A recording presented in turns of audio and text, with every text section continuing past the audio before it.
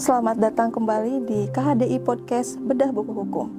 Senang sekali saya, Watik Refka Anissa, dapat menemani Anda untuk bedah buku yang tidak kalah menarik dengan episode-episode sebelumnya, yaitu aspek legal dan hukum konstruksi. Kali ini kita sudah ditemani dengan penulisnya langsung, yaitu Bapak Dr. Wagiman S.Phil SHMH.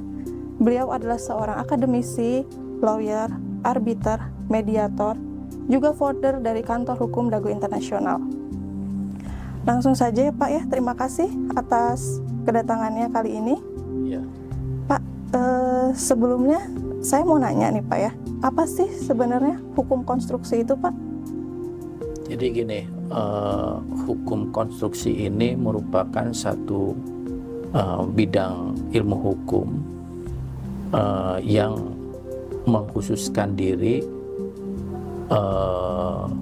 pada konstruksi, mulai dari perencanaan konstruksi itu dipelajari, pelaksanaannya, pembangunan gedungnya misalnya atau jembatannya, dan sampai pada bagaimana merenovasi suatu konstruksi. Tentunya sebagaimana dipahami bersama Mbak Anis bahwa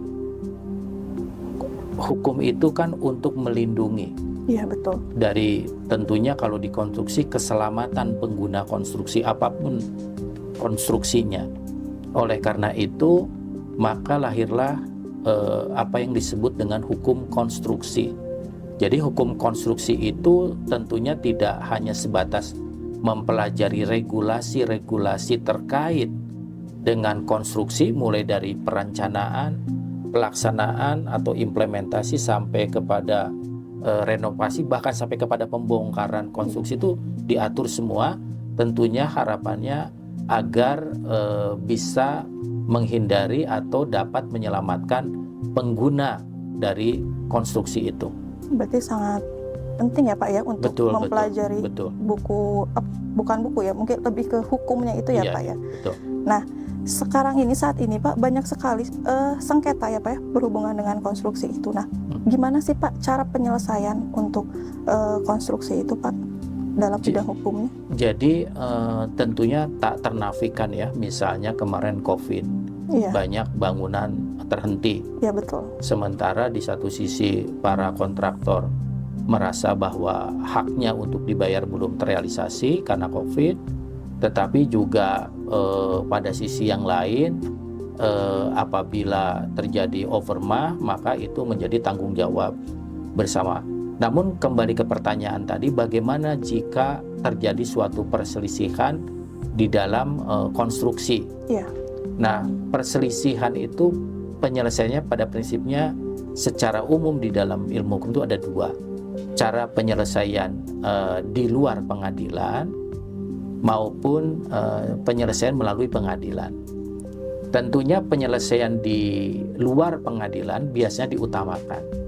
Nah, adapun penyelesaian di luar pengadilan itu bisa melalui mediasi, bisa melalui konsiliasi, bisa melalui adjudikasi, maksudnya adjudikasi non litigasi ya, atau bisa melalui arbitrase. Bahkan khusus di dalam konstruksi, penyelesaian perselisihan di luar pengadilan bisa memilih dengan menggunakan dewan sengketa atau dispute board. Ini agak unik nih di dalam sengketa konstruksi. Berbeda dengan yang lainnya. Ya, jadi bisa melalui dewan sengketa. Nah, dewan sengketa ini dibentuk sejak awal kontrak dibuat. Jadi para pihak menentukan siapa anggota komponen daripada dewan sengketa. Nah, nanti apabila terjadi perselisihan, si para dewan sengketa berunding kembali kepada niat awal saat kontrak itu dibuat. Tentunya apabila penyelesaian secara non litigasi baik dewan sengketa maupun arbitrase tidak selesai, maka para pihak bisa menyelesaikannya melalui litigasi atau melalui proses pengadilan. Demikian. Oke. Terima kasih banyak Bapak Dr. Wagiman atas ilmunya kali ini.